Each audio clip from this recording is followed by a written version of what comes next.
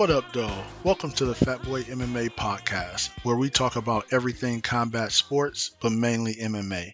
If you want to hear a couple regular MMA fans talk about MMA history, notable fighters, up-and-coming fighters, and everything in between, then this is the podcast for you. Now, I should warn you, we're not professionals, but we are big fans of combat sports. Now, if that sits good with you, grab a beverage, sit back, relax, and let's go. Hello, everybody. Welcome to another Fat Boy MMA podcast. I am your host, DC, and of course, I got my co-host here with me, Locke. Hey, how's it going, everyone? And we also have a special guest in the building. We have a returning guest. This is his second time on. Really liked everything when he was on the last one, but I know he's very much into wrestling, grappling, everything like that. So I had to have him back on for this particular episode. So we have Tyler in the building. What's going on, guys? So, for this episode, I wanted to talk a little bit about wrestling, in particular, something I will bring up later. We just recently had the Francis Ngannou heavyweight championship, and he put on a bit of display in wrestling. And I thought about it and I said, wrestling really seems to have a bit of a ebb and flow, up and down type of thing within MMA. And it's a little weird to me because it seems like it's one of those things that I haven't seen an era of MMA where wrestling shouldn't be dominant in most cases, but yet and still we kind of see a up and down, up and down.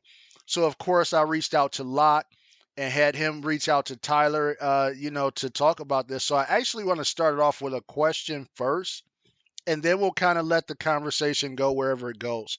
But in MMA today, so many fighters, particularly fighters out of the US, actually start off MMA with a wrestling base. But yet and still, for some reason, most of those fighters, especially once they get to a UFC level, a Bellator level, or something like that, all of a sudden they stop using their wrestling.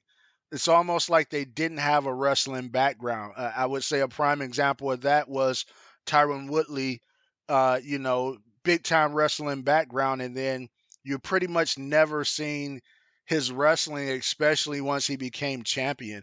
And so I wanted to throw that out there to you all. Why do you think so many people that have a wrestling background but yet don't actually use it in an MMA fight? I think like Woodley or like Justin Gaethje. Like Justin Gaethje's a really good wrestler too, but Yep. I think it's like they just know that they have it in their back pocket, and like some of those guys, like those two, they're heavy hitters, so that they really, I think that's their like main goal is to just try to smash you. But Mm-hmm. like Gaethje's a good shit. Really, the only time I've even seen him wrestle was when he got dominated by Khabib on the ground, so that you didn't really get to see nothing right there. But uh, when he fought Chandler, Chandler got a nice little takedown on him, and he made it to like a real good scramble.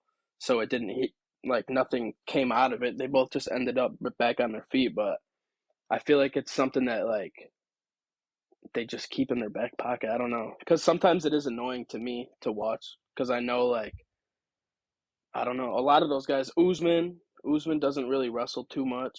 He's more like, I mean, he does a little bit, but not. I don't know. I don't know. It's weird. I think Usman's definitely gone away from it the longer he's been the champion because he grappled up Woodley to take the belt. I'm pretty sure and manhandled him. I think there's a couple things. I think one reason that you get like Matt Hughes was a good example. If you remember, for a while he decided he was going to be a boxer and stop using his wrestling and stuff. To little avail. It did not go well. But I think it's kind of one of those things where, like all the athletes want to be rappers, but all the rappers want to be athletes. Yep. All these wrestlers, they spent their life in a wrestling room on the mats, and then they go to these MMA classes and they pick stuff up well because they're smart guys and they're physically adept and they have a skill set, so they pick up the boxing quick, and all of a sudden they feel like, oh, I want to be a boxer. I can do this too. And they don't realize the difference in being pretty good versus a guy that's a skilled boxer. Just like you can't replace the mat time in wrestling, you can't, replace that ring time in boxing either. So I think that's part of it. But then I also think there's something to it where with DC's inherent bias against wrestling, he doesn't always see the full aspect of what wrestling is. And wrestling isn't just Tito Ortiz power double to elbows. Of course it is. That is exactly what wrestling is. Gaethje uses his wrestling the same way Chuck Liddell used his D1 wrestling to control where the fight takes place. So, yeah, Gaethje doesn't wrestle until he's lighting you up and you try and shoot some shitty shot and you can't train wrestle and he wizards out of it, and then that's wrestling. That's mat time, and he's just using his wrestling in a different way. I think both of you... So it's all wrestling all the time. You just have to watch it better. I think both of you fellas make really good points. This is the thing, or this is the issue, Locke, with your point.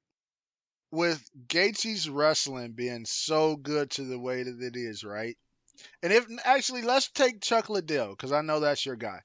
Chuck Liddell's wrestling being so good. So good, even we saw what he did in the second and third Randy Couture fights, right? He got a little, Randy was probably the, top MMA wrestler in the sport at that time that, really transitioning over to MMA. And probably a Mount Rushmore all time. Absolutely. Of wrestlers. And, the first time I think he caught Chuck a little bit by surprise, him being relentless and then also coming down from heavyweight, being strong. And then, the next two fights, we know how those went, right? But if we take that same Chuck Liddell that wants to stand and bang and wants to use his wrestling to stand up, especially when we look at what happened later in his career, how much bigger of a threat would his striking be had he actually used some of his wrestling like GSP did to actually take people down and make them hesitate on certain things. So now the striking is so much more effective, i.e. what Khabib did to Conor. Khabib doesn't land that shot that drops Conor if he's not Khabib the wrestler. I would say the same exact thing with a person like Gaethje. So if you have that, why not use it in a more offensive manner, understanding that it'll make your striking better and less predictable? Yeah, resorting to like takedown, like if you can wrestle, like if you have good takedown deep, especially in a fight, like it's hard to take a good wrestler down when you're wrestling. So like you're constantly like real close you're touching each other the whole time, you're always within arm's reach. So like definitely in a fight, like if you're far, trying to take someone down who's got good wrestling, that's like you said with Gaethje, like I couldn't imagine trying to shoot a takedown on him from outside the pocket. Yeah, like that's just not gonna really happen unless you can match that, and it's I don't know. Takedown defense can definitely control a fight for sure. And it also does give you that dual threat. Like Khabib definitely would not be able to land any. I mean, he can land some heavy shots, but he's not doing the damage like when he dropped McGregor. He's not landing those shots if that constant threat of that takedown is not there. That definitely changes it. Yeah, I agree. Yeah, Khabib never drops Conor with overhand right if it's a boxing match. Yeah. Correct. Connor's just going to pick them apart. Yes. But when you have to defend, that possibility, it definitely opens some stuff up. And, when you're talking about Chuck, that would be something that would actually fit his style very well, too. He fights with, the big overhand right. You could fake a shot or anything like that to get the hands down a little bit and land it.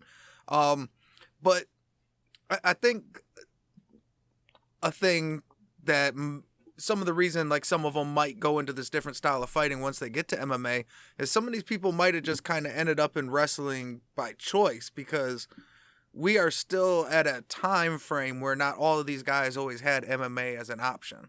So now most little kids can get into MMA at a young age. But the guys we're still seeing fighting now, a lot of times as they were growing up, it was just, you got a karate class at the YMCA, or a karate class over here, like PKSA, or maybe boxing at this little gym, or the wrestling team. So a lot of them just ended up in wrestling because that was one of the only options, and they were pretty good at it, so they end up wrestling. And then, they want to use their other skill sets. Now, the two, Gaethje and Chuck, they're a good example in that they both use the wrestling to keep the fight standing. The difference is with Chuck, it at least makes a little bit of sense because he also spent a ton of time kickboxing and Eye doing gouging, kenpo karate eye and yeah, gouging. Yeah. the thumb gouge and shit. So when you're set up to your specialty move is the big thumb in the eye, you can do that from a wrestling position too. So I guess you could do it either way. But he at least had a legit striking background that would make you say that's why he wants to use his wrestling to stand up. Gaethje didn't do any of that. All of his striking he picked up after going to MMA post wrestling. Yeah, no, no, definitely a good point. And, it's just one of those things where I'm always looking at the landscape and whatever seems to be the biggest void, especially in your division, when you add it in, people just aren't ready for it. It really takes you to another level. And then when people come to fight you, they have to be prepared for it. So, I kind of mentioned, for instance, Ngannou, and I'm not sure if both of you gentlemen had a chance to check out that fight or not, but he lost the first 2 rounds on everybody's scorecard. And I remember texting somebody and saying, hey, he has to win this third round. Like, it's not a choice. He has to win this third round. And then he goes out and it's all wrestling. And don't get me wrong, I thought it was beautiful personally, but once he got to the ground, it wasn't a lot of activity. But Mm-hmm. also knowing that, he just lost a fight 2 years ago, or so, maybe 4 years ago, whatever was his first fight with, or 3 years ago, whenever was his first fight Stipe. yeah, Stipe. He just lost it based on wrestling. We know he pretty much had nothing, no takedown defense, no anything. He was launching, gone through the air, you know, high crotching them, all types of stuff. And it was like, to me, that display was amazing, especially knowing he's newer to it. But then also looking at the heavyweight division and how big of an asset that is. The only person I know right now in the heavyweight division that really does a lot of wrestling like that is shoot, what is his name? I should have looked it up. Ngannou beat him twice. Ngannou gave him his first loss. Curtis Curtis, Blades. Curtis Blades. Curtis Blades in the heavyweight division mixes up wrestling and striking very well. And I don't think that he's by far the biggest puncher or anything. But he's lost to, I believe, only 2 guys, Curtis Blades and like one other person, right? But when you look at that and the way that he mixes it up, the problem is when it's standing, he doesn't have Ngannou's strength or striking, right? But now, if you take Ngannou and you keep developing him and give him Curtis Blades wrestling, I mean, how many do you really need? How many did GSP get back in the day? One a round? That is enough to make a person hesitate for a second for your striking to really go to the next level just because of their slight hesitation of your takedown. And it's enough to turn around, especially if you get it at the middle or the end of the round. So I really just don't understand why more guys that already have it in their back pocket don't use it. And then the issue is, and this touches on something that you said, Tyler. I do think a lot of these guys will still have it in their back pocket.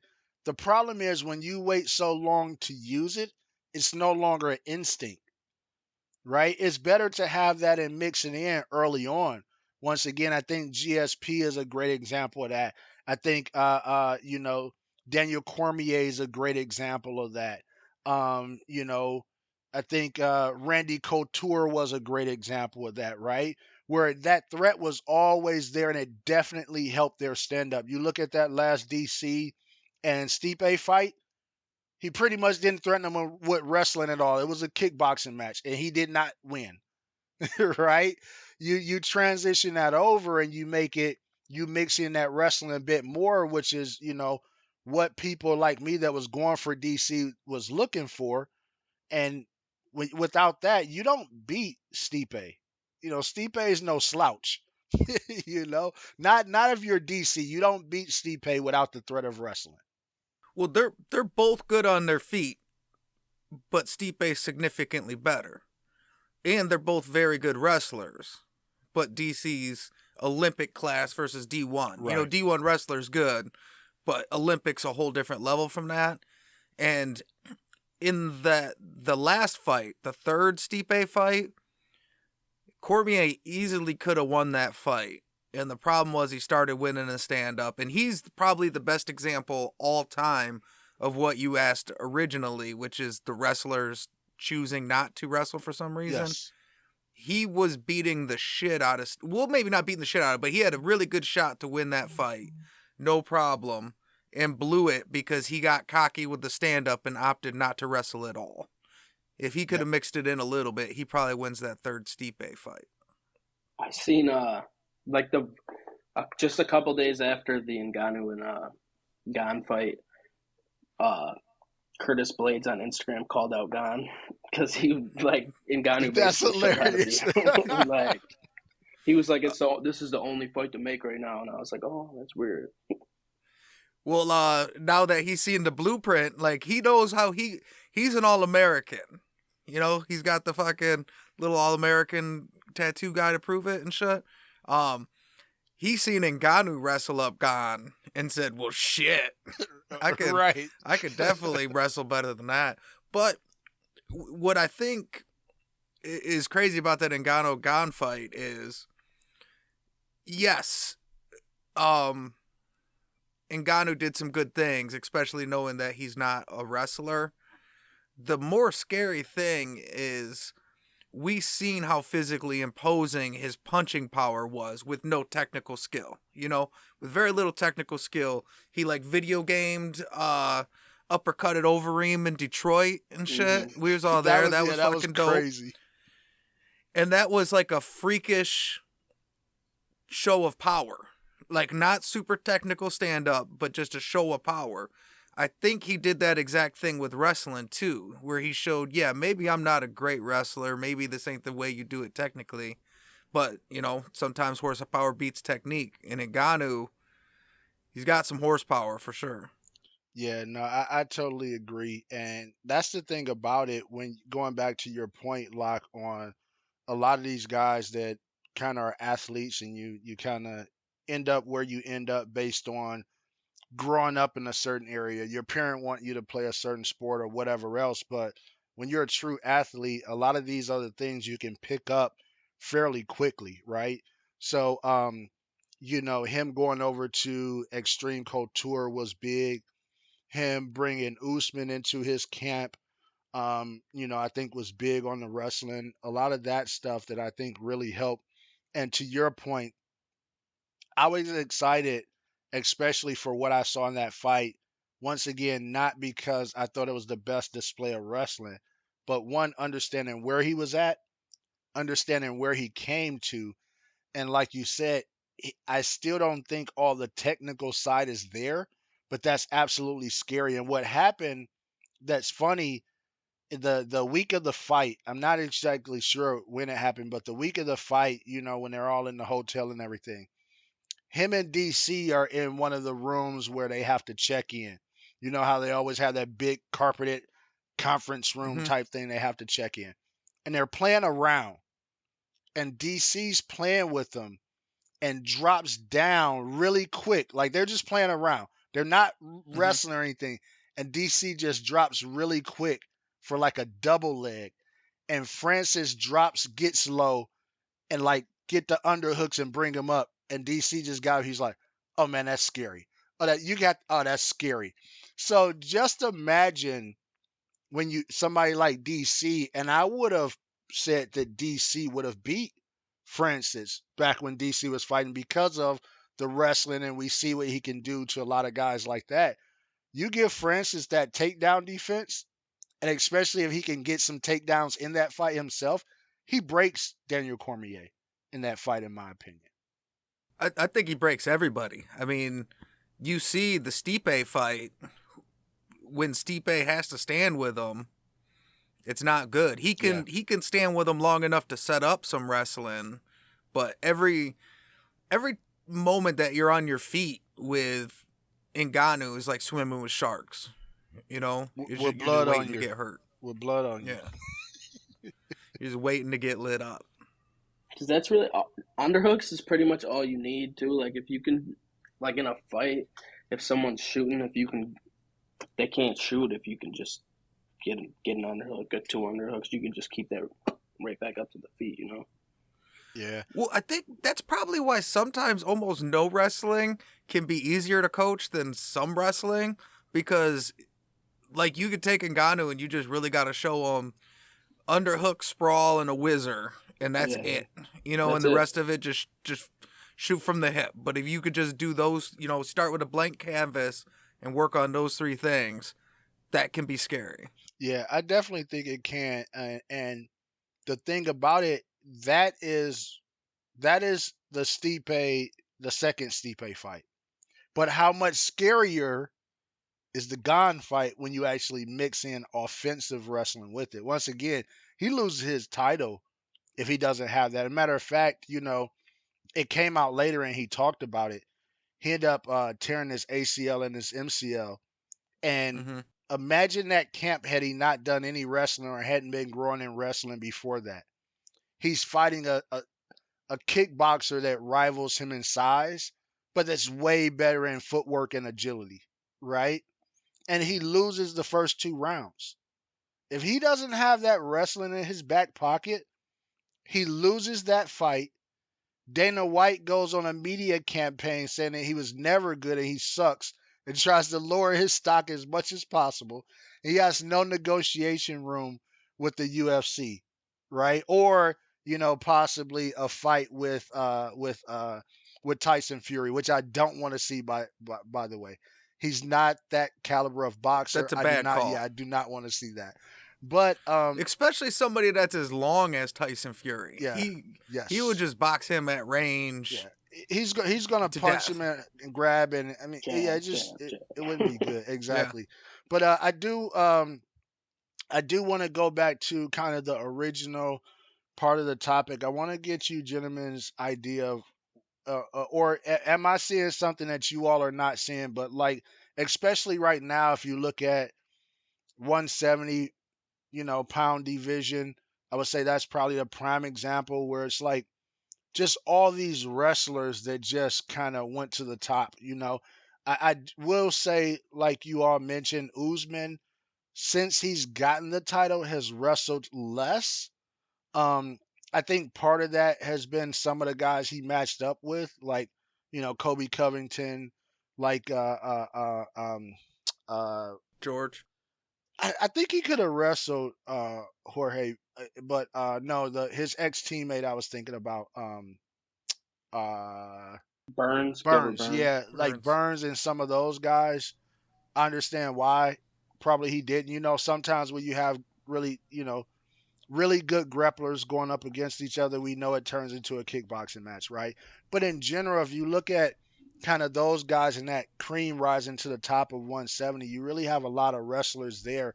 And in general, it seems like, especially with the display that Francis Ngannou put on, it seems like we're getting into another one of those waves of wrestling rising to the top in a lot of areas. But it seems to be kind of a up and down thing. So I wanted to get you gentlemen's opinion on it. I think Usman's gonna be forced to wrestle here pretty shortly when him and Hamzat get matched up. Hamzat's a problem. Mm-hmm. That dude is a problem. Like I didn't even like him at first. I thought he was not necessarily that I didn't like him, but I was hoping that Gerald Mershaw was gonna because I at that point I hadn't seen him wrestle. I think Mm-hmm. that he only had like one fight or 2 fights, and he won like by I think knockout. that was his first fight at middleweight too, right? Yeah, I think it was like a second. Yeah, it was something like that. I Or I'm don't sorry, remember I'm exactly, sorry. but Is he's welterweight and middleweight, right? Because I know he I fights in think two he just divisions. see. I didn't honestly. I don't know. I thought he only fought at I'll 170, have to but check. that you're probably right. But I know that I like became a huge fan after the Gerald Meerschaert fight. That one like really made me like, oh shit. But that him and Usman go up against each other, you'll see some wrestling, either some good takedown defense or good takedowns. Who knows? But I don't. I see Usman's trying to go up and fight like Jan Blachowicz and stuff like that right now. That's what I seen him talking. Because I know Burns and Hamzat are about to go at it, and that'll be his real test. But if he runs through Burns, like just absolutely demolishes him and Usman's the next fight for Yeah, I sure. agree. Yeah, he fought at welterweight and middleweight. He fought at middleweight. Remember when he was on that streak where he was taking like 2 fights in 10 days or Yeah. some crazy stuff? Yeah. He was fighting then when he didn't want to cut the weight. He fought at middleweight. I think for one, I think it's funny that you think there's a ebb and flow. Like there's sometimes there's a time where wrestling doesn't dominate. That's cute. Um, but but I think some of the difference though is me and yours perspective on wrestling though is I kind of consider almost everybody a wrestler basically. So like you don't consider a Gaethje a wrestler basically, and I get it. You know he has a good wrestling background, but since he doesn't actively wrestle, you don't consider him a wrestler.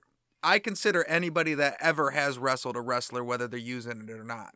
And then GSP, even though he doesn't have an amateur background wrestling, I take him in too. He's like a foundling to wrestling, so we adopted him.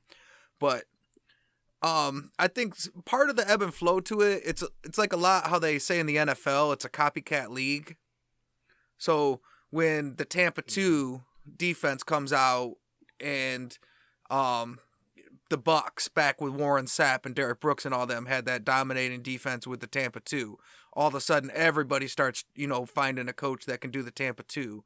The West Coast offense at one point, everybody had to go to that because these guys are so smart. When you roll one thing out, then they adjust and they go to a different direction. Now we're going with the wide 9.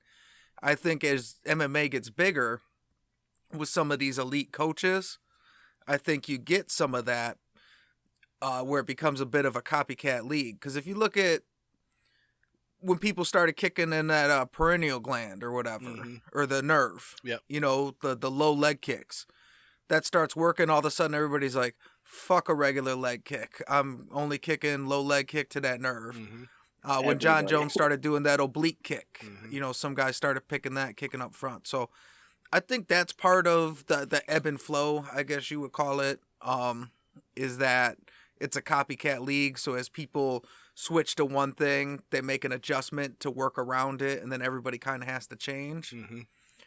But when I was looking into it to kind of find like a time frame where it was down, to me it looks like it's just some divisions are typically wrestler heavy divisions and some aren't. So I don't know, and this is me just kind of looking at it, on some of the stuff I looked at, is I don't think it's so much like eras where wrestling isn't as big, but it's almost kind of like weight classes that doesn't have a lot of wrestlers. So if you look at middleweight is traditionally not a wrestler division. Weidman had that title for a minute, but that was it.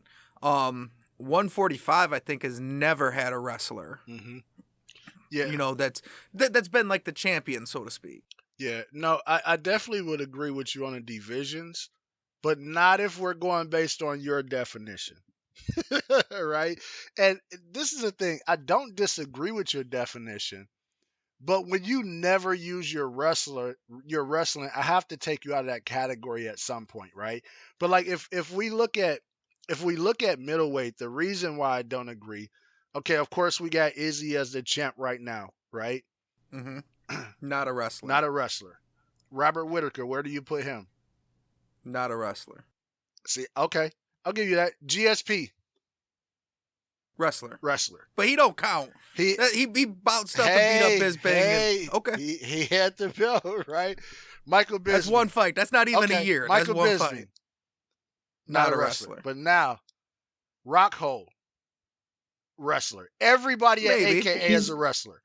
There's no such I'll thing give you him as a wrestler. I don't like it, but I'll do it. There's certain camps you can't even go to unless you're a wrestler. It's like Team Alpha Male having somebody that's not a wrestler. That's all they recruit.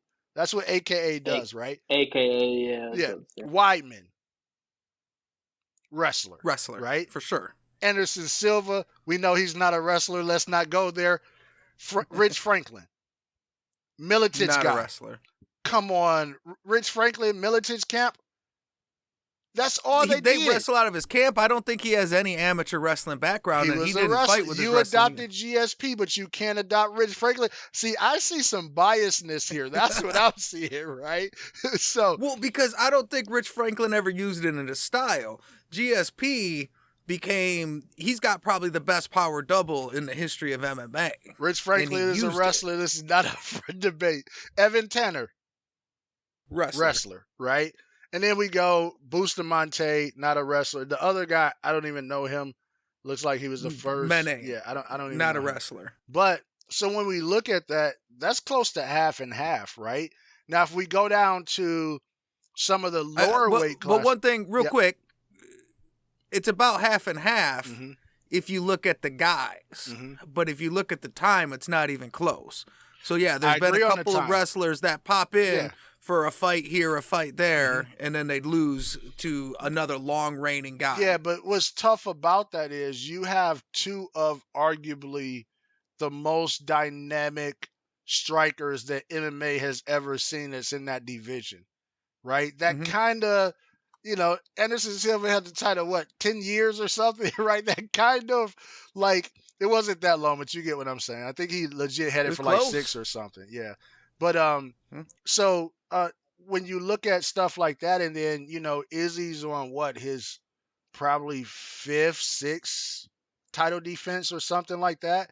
So when you look at that, that creates a big thing there, same as 170, right? But in the opposite, you take GSP and you give him the title for that long. You take Matt Hughes, you give him the title for that long. All of a sudden, it's a division of wrestlers, right? But we're not counting the BJs. We're not counting the Matt Serra's when he won. We're not counting, going down the list. I would have to look at this. But you get what I'm saying. There's always guys in there. But I will say, and I agree with you, there are certain divisions that I think display the wrestling more often, and that champion really has a wrestling background versus others. And to your point, 145, I mean, you got Volkanovski, Holloway, McGregor, and Aldo. None of those guys wrestle, right? So I definitely agree, but I also don't understand why, right? I don't understand how you take Volkanovski versus Max. Those fights were very close. I had Max winning. Give Max both of them. Yes, give Max one takedown around in those fights. How does those fights come out? Max is by far the greatest featherweight of all time at that point. Well, that's how Conor beat Max, with a takedown up against the cage, like a little, like a leg trip takedown. Just small stuff, but it steals you the round at the end if it's a close round. Exactly. And those are the things. I'm sorry, Tyler, I saw you trying to get in. I just want to say those are the things that I'm saying I truly don't understand why we're not getting more of this. And I sometimes cause that wrestling, that shit makes you real tired too. Like on either side of it, especially in I know how tired it is just to wrestle like a wrestling match, and I couldn't imagine doing that and having to fight for 15 or 25 minutes. I literally could not imagine that. A wrestling match is 6 minutes. Yeah, and it feels like 2 hours. Yeah. Like if you're not in great shape, forget about it. And then I don't know. I know that shit tires you out. I don't really know why why some of the divisions, like what you're saying, I don't get that either. But No, I think you It make is a. bizarre that a whole weight range Hmm. will just have historically abandoned it. Yeah, It's. I used to say that I always thought it was weird that Britain, like as a country, yeah. Don't like wrestle. they're just like, nah, we're just gonna punt wrestling. We're not even gonna try it. We're just gonna move on to other shit. And I thought that was bizarre, you Hmm. know. Now Bisbing's working on fixing it. I guess his kid's like a boss fucking wrestler and shit. Like he's a stud and I shit. could believe it. I yeah, he saw his wrestles son. out in Cali. I saw his son a couple years ago, and he was like, he was pretty young, and he was like, you know, damn near his size already. But I think you brought up something really good there, Tyler. It definitely drains you a lot and make you tired. I've never been a wrestler. I can't talk about it on the wrestling end. I can just talk about it on the, grappling end. As far as BJJ and, going to some schools where it's all groundwork and then going to other schools where you really start off, you got to get the person on the ground, everything like that. It's definitely very tiresome. And there's nobody kicking you in the leg or punching you in the stomach or the head or anything like that. But I think, especially in the 145-pound division, when you take a guy like Max, right? He has a nice amount of size over everybody. He's never going to get tired. You give him wrestling, you have a bigger 145 Kobe Covington. Kobe Covington is absolutely a monster because if you don't have Usman there, Kobe Covington's running through that division. He's the champ, right? For sure. And a big part of that is he has cardio for days. He can mix between wrestling and striking really, really good, and he never gets tired. A guy like Max that never gets tired, let's say you bring his energy down. Let's say the wrestling brings his energy down 20%. Max's 20% down his 80% cardio is still better than anybody It's else's. still Yeah, 180% of everybody exactly. else's. And For now sure. the difference is, especially if it's strategic and not all the time, like I said, in the fights like the Volkanovski fights, that ends up winning you the fight because it's so close. And now, what is it also taken out of Volkanovski? Because if your Yeah. energy is going down, mine is going down also. So now, if we both drop 20%, now where is it at? Volkanovski may not even be able to get his punches off, right? It's a whole different ball game. And it's weird too, because like Chandler and Gaethje, Chandler goes for a takedown, Gaethje turns into a scramble. It's fast, like constant Hmm. action movement until they create separation. But a lot of those, like if you take like someone who does jujitsu, you get a takedown, they're not really necessarily going to try to like pop right back. You know what I mean? They'll take the takedown and lay on their back for a minute, get their guard. So that also like helps it not be so draining on your body. But it also sucks being on the bottom too because you're spending a lot of energy trying to work your way up, get somebody off you. But Well, and I think based on that comparison between like the approaches, like the scramble approach of wrestlers, and then kind of the slow it down anaconda style of jiu-jitsu, I think you're right when you compare Holloway and Covington in their output. You know what I mean? They set a pace, they keep a pace, they don't get tired, and they both do that. Hmm. Where I think they're very different is in body type. And I don't mean just at the weight. Obviously Max is a smaller guy than Colby, but I mean even in their weight class they have different body types where Colby is built like a wrestler. Um Max is a little bit rangier and lankier, which there are wrestlers that are built like that, but they're usually more of a slick style of wrestling than they are a grab you and take you down kind of wrestling. So Hmm. I think physically he might be more, physically adept to a jiu-jitsu style where you take the takedown and you use your long libs to try and work yourself a position, work for a sweep, look for a submission or something like that. So I don't know if that's the thing.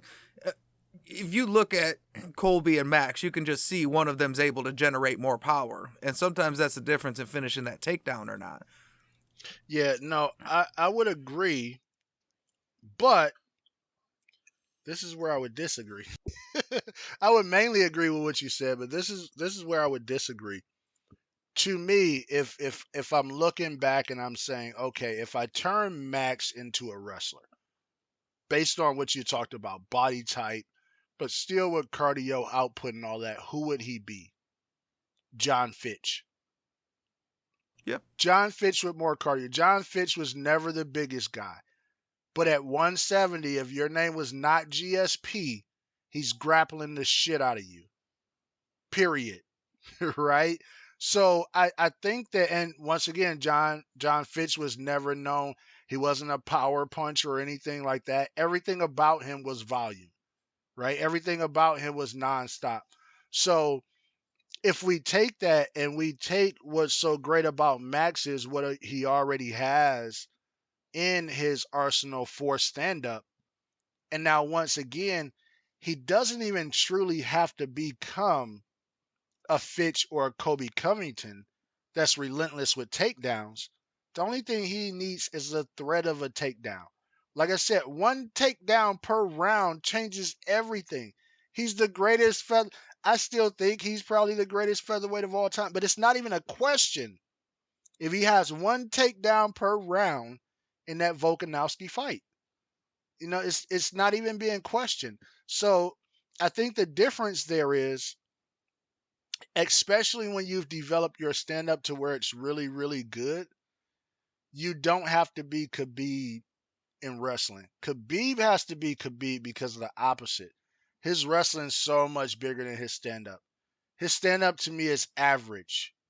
It's especially at 55. I mean, it's average. So, but because his wrestling is so high level and it makes people scared, you don't even want to get close to the guy, right? And that allows him to now get punches off and everything like that.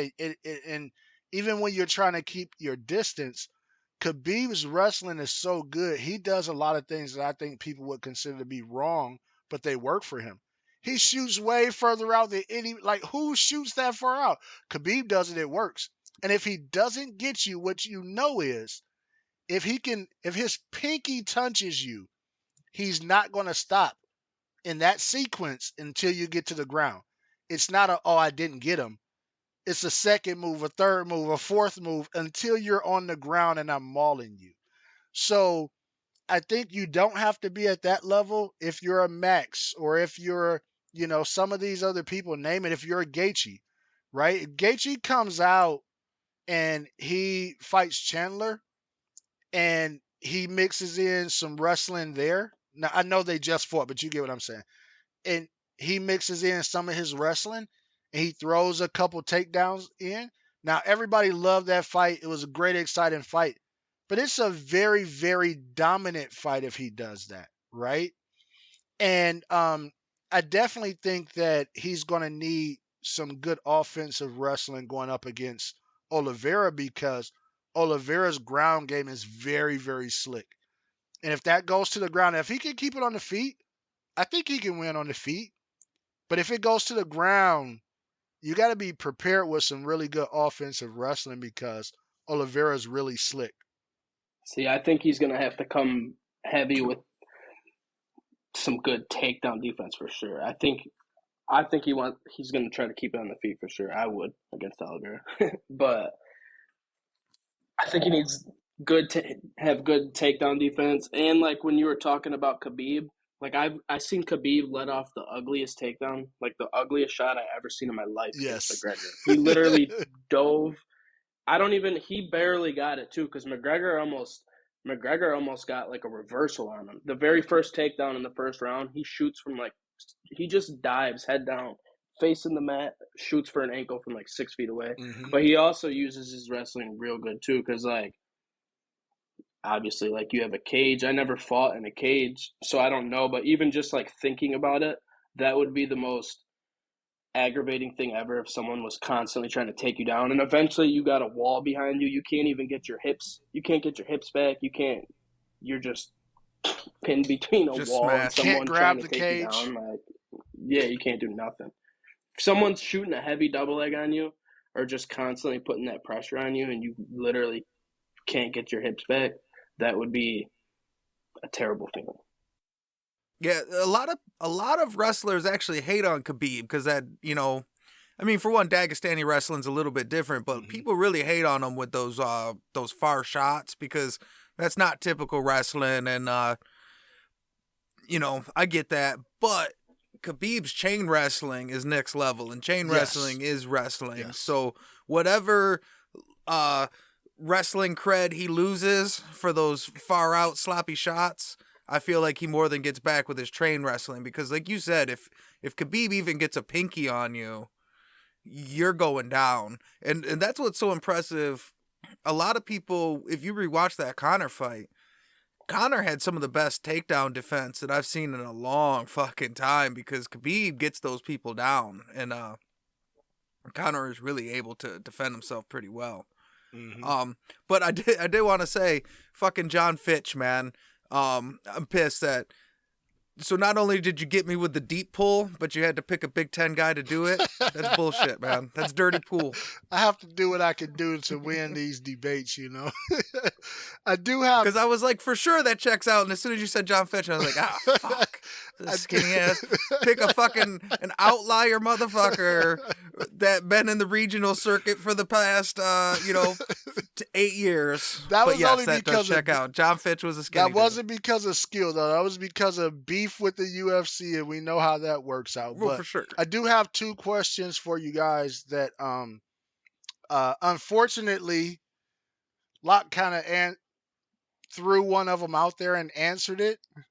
But I do have two questions for you guys, and then we'll probably get ready to wrap this one up. But I do want to know who you think has, the all-time best MMA wrestling that really, transitions well over to MMA.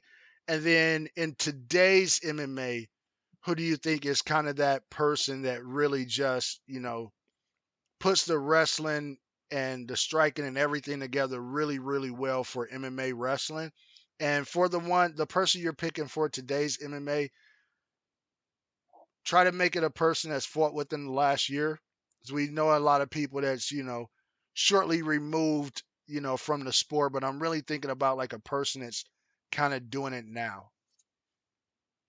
I would probably have to say, and I don't even like his ass either, but probably Islam Makhachev is probably the best like MMA wrestler right now. That's a good one. That's a good one. I would say, as far as right now, the best MMA wrestler, I would say Kamaru Usman. Because I think, we've seen in the Woodley fight that he can dominate a real wrestler. And I believe Woodley was a D1 All-American. Kamaru Usman was a D2 All-American. But he dominated him, manhandled him in that fight. And he's developed as needs developed, other skill sets, because he's just one of those fighters.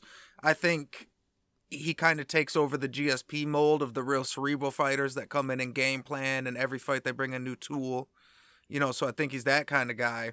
But I would say I would probably put him up there right now as the best MMA, wrestler mixed, Yeah. One thing I want to throw out, it kind of strays away from the question, but it was something we were talking about earlier. We were talking about Gaethje and Usman, like with their wrestling, them using mostly stand up, and I was just thinking like all the top fighters because they're under Trevor Whitman out in Colorado. Every person who fights under Whitman is just strictly stand up. Like both of those guys their stand up improved like tremendously after going to Whitman. But every Rose, Gaethje, Usman, Sandhagen, they're all like strikers, and Rose is a pretty good grappler too. She used to like she used to be pretty much a grappler first type fighter, and she's definitely became a kickboxer. Yeah, good point. I didn't think about Whitman in that, in that context, and I'm a big fan of Trevor Whitman and what he's done with a lot of the fighters. So that's a good one. As far as the question for today's MMA, I definitely would put it between Usman and Covington. The only reason why I would give Usman the edge is because he beat Covington twice. And if It's the Covington's ultimate wrestling, tiebreaker. yeah, and if Covington's wrestling was that much better, that means what he should have did was wrestle the second time, right? So, but then all time, it's hard for me not to give it to DC. And the reason why I say that is there's been some great, you know, MMA wrestlers. Of course, we talked about GSP. We got Triple C out there, DJ. There was a lot of good guys, but the thing about Comier that makes me give it to him was most people do it when they're kind of even with the division or a little bit bigger than the guys of the division. DC was always the smallest guy in the division, and you see him launching these huge guys. And when he first came on my radar, I wasn't a big Strikeforce guy. It was late in the tournament. It was when he fought Antonio Silva, Bigfoot Silva. And then after that, watching a Josh Barnett fight, and Josh Barnett is a very crafty grappler of his own right. And if I'm not mistaken, he's a catch submission guy, right? Catch submission wrestling guy, which means his whole thing is mixing in wrestling with submissions and everything like that. But you wouldn't put it on the side of jujitsu. It's wrestling with submissions, right? And he just launched him through the air a couple times, high crouching him, dumping him on his head. And, Barnett's a much bigger man. And then, of course, we know what he did to Anthony Johnson that just broke him twice. So for that reason, I would give him the all time. Yeah, so Daniel Cormier, I have to agree, and he's got the pedigree too. So he's got the pedigree on paper, and he's actually got it done in the cage using the wrestling. So it's hard not to pick him. When you look at older guys, some of the guys that weren't mixing it up but were great wrestlers. Mark Coleman was a really good wrestler. Kevin Randleman was. Everybody Yeah, at those Hammer guys House. were great. Also, a lot of people don't realize how good Chris Weidman is. Chris Weidman is a great wrestler. But the other guy, the only guy I thought he could even come close to DC, and the only reason I'll still throw it out there is because it's very different styles of wrestling, is Randy Couture. Because, he was doing the Greco, which, DC still does pretty well too. But Randy Couture sometimes gets slept on for wrestlers because the Greco-Roman style isn't what we think of when we think of wrestlers. And he was very good at that, which helped him do other MMA stuff, like the dirty boxing and pushing him up against cage and stuff like that. I think you and I ended up talking about it on one of the podcasts, or we talked about it in person, how that is such a lost art that needs to come back, in my opinion. Nobody really has really good cage offense anymore. It's only trying to take a person down or get broken up. There's no real, put them up against the cage and just beat them up against the cage and elbow them. And like you said, the dirty box and everything like that. That's another thing that I believe that is a lost skill that would be effective in today's MMA because you have too many guys that get pushed against the cage that really don't do enough to get away from the cage, and they're primed for that dirty boxing. And believe it or not, the last person that used to do that is a person that we talked about recently, and that was Joanna JJ. She had some of the best against the cage, dirty boxing, elbows, everything like that. And a lot of that got lost, unfortunately, it seems like when she went over to ATT. I think Poirier has pretty decent he'll that seems where he gets a lot of his finishes is like teeing off against the cage. But I do agree. I always see people like each person have an underhook fighting for it's like I can't stand. I don't like watching that when they do that because either one of them could put the other one against the cage or just break apart, or you know what I mean. I do agree with that because I can't stand watching that. Okay, last question, and I'll let you all dive in for anything else you want. But last question, and specifically, I'm putting Tyler on the spot for this. Both of you all can answer, but I'm putting Tyler on the spot for this one. Um, who's a person that has that wrestling pedigree coming up in MMA right now or about to enter MMA that you think we all should be watching out for? They can already be in the MMA kind of coming up or about to come over to MMA that you feel like we should be watching out for. Bo Nickel, Bo Nickel's coming, baby. He's got the best wrestling right now coming. I mean, I can't necessarily say that because you still got to be able to mix it in with fighting, which is totally different. But that's who I'd put up there with a wrestler going into MMA. And he I mean, he already has a couple fights, so we'll see how he does. Nice. What league is he in right now or Uh, organization? I honestly don't even remember the name of it. I'll have to check. I couldn't even tell you the name of it, to be honest with you. No worries. Locke, what you got for us? My bad, I didn't realize I was muting. He's over in Island Fights. And Okay. he's still fighting yeah. amateur. He had 2 fights in 2001, but yeah, that's who I was gonna go with, Bo Nickel, but only because Tyler hit me to him back when he was at Penn State, and he was a beast there. But yeah, that's the guy you want to watch out for, man. And he's fun to fight. He's probably the best wrestler I've ever seen. Like, I've never seen anybody just run through people like he does. It's not even funny. It's actually like embarrassing. Like, you're the number 2 guy in the country, and he'll just ball you up in 30 seconds like you're a little kid. It's crazy to watch, honestly. I've never seen anything like that ever in the sport. And he won his Do you know what? He won his second fight by knockout too. What camp is he? What camp is he with? Is he with any big camp right now as far as MMA goes? Yeah, he's at American Top You Team. don't know. Yeah, that's what I was gonna say. Down in Florida. Gotcha. I probably would have went to AKA, and it's funny because historically, I'm not a huge fan of AKA, but not for the reason of I think they put out great talent, but back in the day, and you definitely will remember this, Lock. Something about their training, their fighters were always hurt. If you remember in the early days, I was 0% a Khabib fan. And it was because so many people in our fight group would always, oh, Khabib this, Khabib. And I'm like, he hasn't fought anybody. The guy's hurt. Like, he fights like every 2 years because he's always hurt.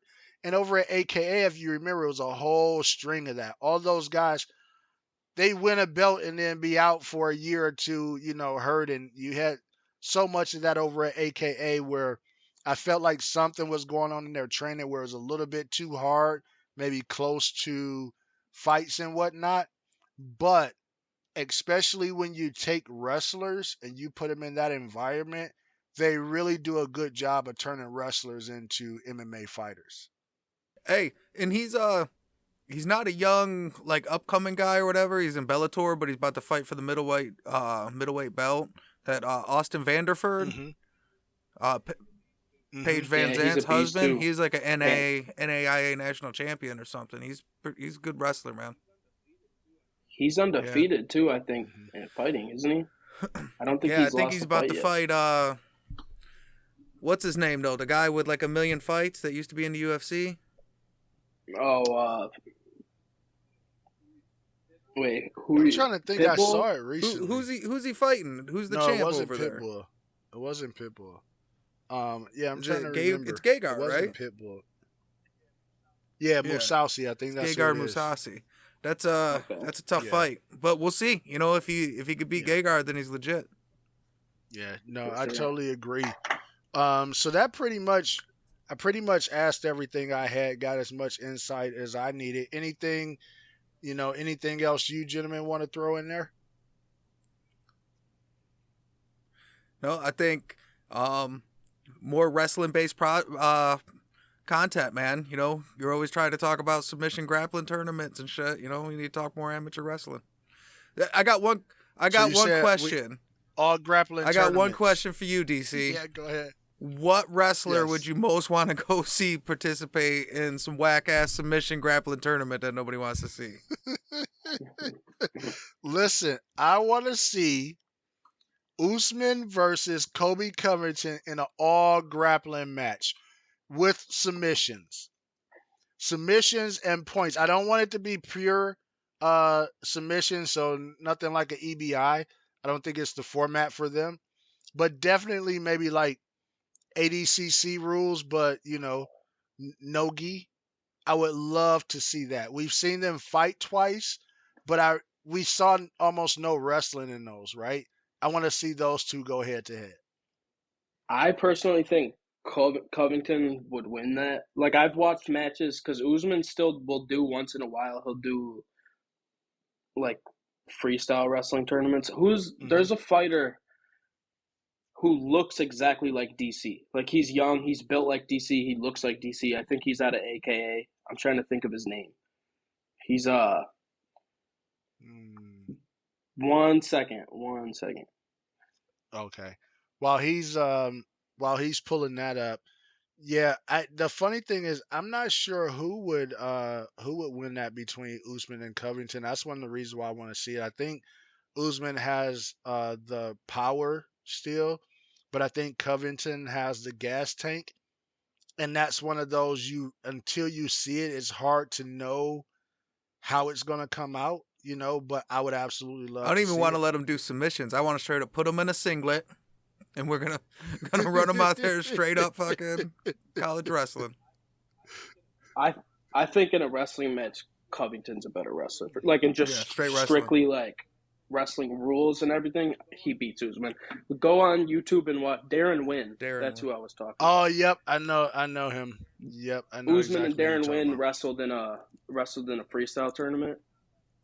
It did not last long. Wynn wrapped that one up real quick. Yeah, I do remember him. I want to say it was something I was watching, and they talked about him, and I didn't know who he was, and end up looking him up on YouTube.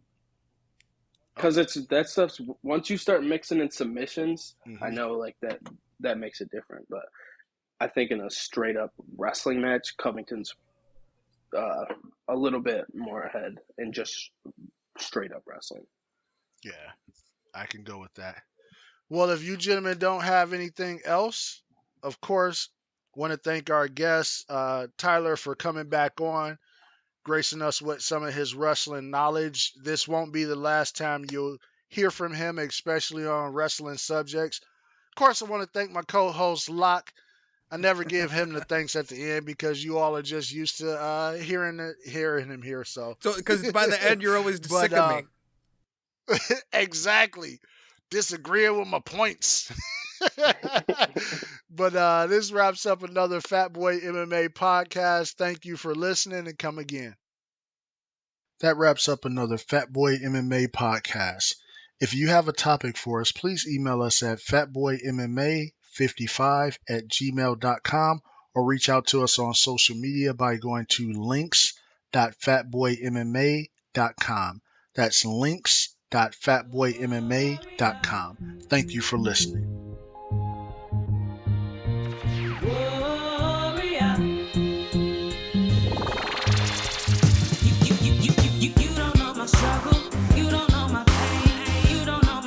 Say you don't know who's to blame. You don't know my weakness. You don't know my fight.